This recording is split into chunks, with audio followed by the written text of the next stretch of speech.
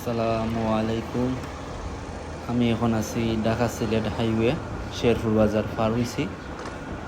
এখন আশকান্দি মুখে আমি যাইলাম, অর্থাৎ আমি হাইওয়েতে আছি। এটা ঢাকা সিলেট হাইওয়ে খুব একটা ব্যস্ততম একটা আমাদের সিলেটবাসীর জন্য। এই হাইওয়ের কাজটা চলতেছে অনেক দিন যাবৎ। আপনারা দেখতে পারবেন ক্যামেরার মধ্যে কিছুটা উঠতেছে, ওই দেখা বাম পাশে এদিকে খাসগুলো কিছু তুইছে। এইগুলো অনেক যুবক ভাইয়েরা ফুটবল খেলতেছে, তারা তো মাঠ নাই, কিন্তু এই হাইওয়ের কারণে তারা খেলতে আছে।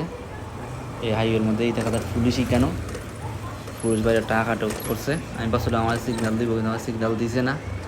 আমার বাইকের কাগজপত্র সবগুলা ওকে আছে। হাইওয়েতে রাইড করার সময় আমি আমার বাইকের কাগজপত্র সবগুলা সাথে রাখি, কারণ কখন কোন সময় পুলিশে আটক করে পাওয়া যায় না। মোবাইলেও দেখাইলেও তারা অনেক সময় মাইনা নেয় না। ও দেখা এটা হচ্ছে শেরপুর 2 নম্বর ব্রিজ হয়। এখানেও আগে ডান দিকে পুলিশ এখানে বইতো, কিন্তু এখানেও ব্রিজ হওয়ার খাস চলের তাই এখানে পুলিশ বয় না। উদাহরণ বাম দিকে বালু স্তূপ এই কুশিয়ারা নদী থেকে তুলে রাখছে এখানেও। এগুলো নিয়ে রাস্তার বিভিন্ন সাইডে নিয়ে ফালাই রাস্তার খাস চলের।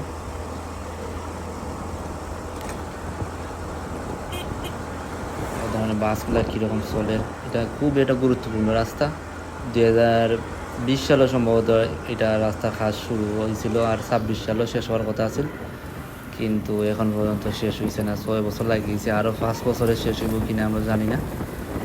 আর আমরা সিলেটবাসী বরাবরই আমরা অবহেলিত। সিলেটের উন্নয়ন বলতে খুবই কম। সিলেটে এত সব মানুষ প্রবাসে থাকে, কিন্তু সিলেটের প্রতি সরকারের মনোযোগ দেয় না। আমিও যেহেতু এই দল সমর্থন করি, কিন্তু যেই সরকার আসুক না কেন কেউই এই সিলেটের প্রতি তেমন একটা নজর দেয় না। সিলেটের প্রতি কোনো একটা ইকোনমিক জোন নাই, খুবই কম।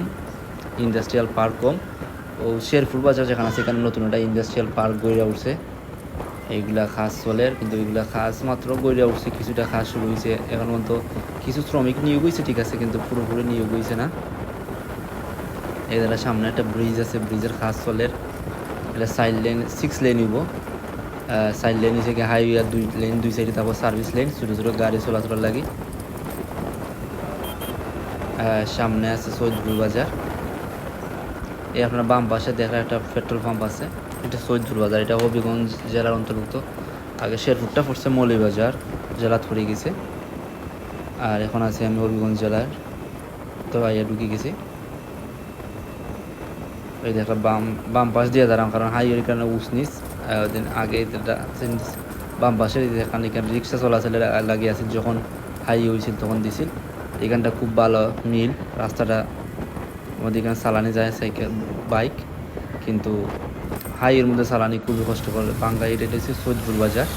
এই ডান দিকে আমি ঢুকবো, ওইদিকে আপনারা শর্টকাট যারা সুনামগঞ্জ যেতে পারবা সৈয়দপুর বাজার মনে রাখবো। আশকান্দি পরে সৈয়দপুর, শেরপুর পরে সৈয়দপুর, এইদিকে যাওয়া যায়। আপনি জগন্নাথপুর হইয়া আপনি যেতে পারবা রানীগঞ্জ হইয়া জগন্নাথপুর, তারপর আপনি সুনামগঞ্জ যেতে পারবা, খুবই শর্টকাট। আগে তো তেলিবাজার হইয়া যাওয়া লাগতো সিলেট, এখন এইদিকে গেলে প্রায় 1.5-2 ঘন্টা বাঁচি যায়। শর্টকাট 67 কিলোমিটার মাত্র।